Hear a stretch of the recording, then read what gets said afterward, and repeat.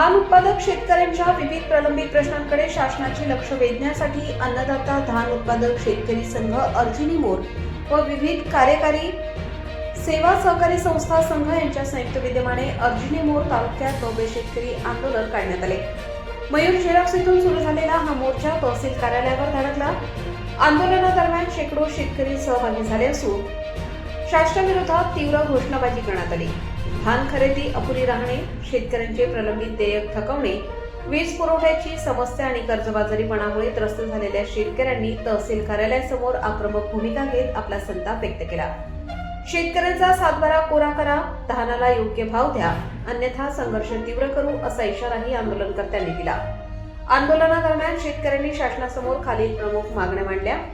शासनाने धान खरेदीचे उद्दिष्ट वाढवून उरलेले धान तात्काळ खरेदी करावे। आदिवासी महामंडळ व मार्केटिंग फेडरेशनकडे धानाचे प्रलंबित देयक 31 मार्च पूर्वी अदा करावे। तालुक्यात मका खरेदी केंद्र सुरू करावे। धान खरेदी व देयक प्रलंबित असल्यामुळे शेतकऱ्यांना 31 मार्चला कर्ज न भरल्यास बँकांनी थकीत दाखवणे, धानाला बोनस जाहीर करावा, शेतीसाठी दररोज किमान 16 तास विद्युत पुरवठा द्यावा, शेतकऱ्यांना विद्युत कनेक्शन पुन्हा सुरू करावे, बाजार समितीचे मार्केटिंग यार्ड सुरू करून भावांतर योजना लागू करावी, सरसकट कर्जमाफी करून शेतकऱ्यांचा सातबारा कोरा करावा। 2019 मधील महात्मा ज्योतिबा फुले प्रोत्साहनपर रक्कम अंतर्गत उर्वरित 50,000 रुपये 31 मार्च पूर्वी देण्यात यावे। रब्बी हंगामातील धान व मका पिकांसाठी सिंचन पाणी सुरू करून सातबारा ऑनलाईन पोर्टल सुरू करावे। या सर्व मागण्या तात्काळ मान्य करून शेतकऱ्यांना दिलासा द्यावा, अन्यथा येत्या काळात आंदोलन अधिक तीव्र करण्यात येईल असा इशारा शेतकरी संघटनांनी दिला।